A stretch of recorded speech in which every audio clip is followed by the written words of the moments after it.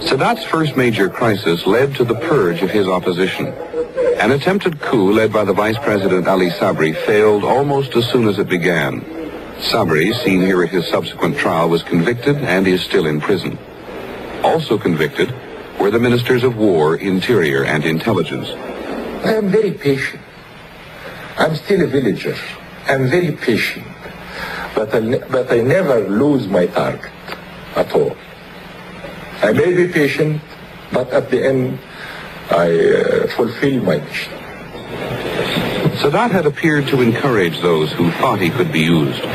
During his first speech, he said he could not shoulder the burdens alone, and that he would continue the course set by Nasser. The Egyptians loved their little political jokes, and one favorite anecdote of mine was told shortly after Nasser's death and Sadat's succession, which is of President Sadat going out in the presidential car for a drive with the same chauffeur who had served President Nasser. And they come to a crossroads, and the car stops. The chauffeur doesn't know which way to go, and he turns for guidance to President Sadat. Which way? And Sadat thinks for a few minutes and says, well, which way did President Nasser go? Oh, he always went left. Very well then, signal left and turn right. Having established himself firmly at home, Sadat faltered on the issue of Israeli occupation. I think probably as a political leader, the most critical moment came in 1972, which he had designated as the year of decision, and he failed to produce a decision. At that time, the students were bitterly against him, complaining. There were jokes about him all over the Middle East. People were laughing at him, ridiculing him. The economy was going badly, and there was no hope, no prospect of improvement. And worst of all, Sadat's diplomatic initiatives had failed completely. He felt he wasn't getting any support from the United States for an Israeli withdrawal from Sinai. He was absolutely facing a dead end. It was not my fault that I couldn't achieve this. I have agreed with the Soviet Union leaders about certain amounts of arms that would reach me before the end of the year. So, and they agreed, but they didn't fulfill. I lost a lot of my popularity, but still, the man of the street, I felt, as I told you, I feel it always, I felt that I have still the confidence of the man of the street. And then everything came on July 72 when I made my decisions to send out the Soviet experts. Sadat's decision to expel the Russians was warmly received at home. Sadat hoped that when the Russians left, President Nixon would exert more pressure on Israel for withdrawal. One of his initiatives moved through unusual channels. The former child movie star, now diplomat Shirley Temple Black, was visiting Cairo. Sadat admired her and asked her to tea. Well, near the end of our conversation, he said, I would like you to take a message from me to your president. And I said, I'll be delighted to. And he said, Shirley, please tell your president that I am the first Arab leader, the first leader in over 20 years to actively seek peace. And we want peace in this country. He was very forceful about this. He repeated it. And I said I would take the message back to the president. Mrs. Black was unable to see President Nixon or any of his aides. Finally, she left the message with Nixon's secretary, Rosemary Woods. With no response, Sadat laid his plans for the October War. The world was surprised at Sadat's decisiveness. The Israelis were surprised, even though they had seen Sadat move boldly in the first 3 years of office. You may say that every year since 71, Sadat has made one major political decision which was very bold, imaginative, and successful.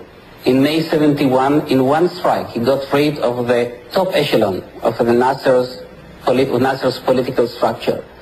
In July 72, kicked out the Russians. In October 73, he launched an offensive against Israel, which at least managed to terminate the no peace, no war situation which had existed in Egypt, which had become unbearable, and gradually these type of decisions have changed his image in this country as well. Sadat maintains that his diplomatic failures left him no choice but to fight. It was aimed as a limited operation. The land was not my aim at all. I wanted only to prove to the whole world that the Israeli theory of security would collapse, and we would cross the canal and we could capture the Bar-Lev line. These were my aims. Sadat himself was close to the campaign. During much of the fighting, he remained in the operations room. This is the first film ever allowed there, during a later briefing on troop status. I was in the operation room and I received the reports one by one. The strong points of the Bar-Lev line is surrendering and is captured. And after 4 hours exactly, about 6 o'clock, it was quite obvious that the Israelis has lost their balance. At that time, I told my people in the operation room, my forces, I told them, felicitations. The Israelis has lost their balance. The war left Sadat as a world leader with whom other leaders had to contend. President Nixon came to call. Sadat was now critical to peace or war. Henry Kissinger trekked to his door. Sadat believes in Kissinger. The momentum for settlement in the Middle East has slowed, but Kissinger's stock remains high. We have a very cordial relationship, and we have based it up to now on speaking very frankly with each other. He tries to explain to me what his concerns are. I try to explain what in my judgment is possible. And of course, it is part of my job in these negotiations to explain the Israeli point of view. The real question is, if he wants Israeli withdrawals, does he understand that there has to be a political price and that it cannot simply be a unilateral military action? In other words, can he stop thinking only of withdrawal and start thinking about peace? Not only about what he wants from Israel, but what Israel wants from him. That's the great test, because he's not going to get any withdrawal without peace or some progress towards peace. Most people are afraid think that he means well, but that simply he will let Israel down, if you wish, or he will not be able to deliver the goods in case of negotiations. Not so much because he doesn't want it. He seems to wish for some kind of settlement, but because the ties between Egypt and Syria, or between Egypt and the Palestinians, whatever it means, between the obligations that Egypt feels towards the remnant of the Arab world. Sadat is an implacable enemy of Israel. This is also the truth.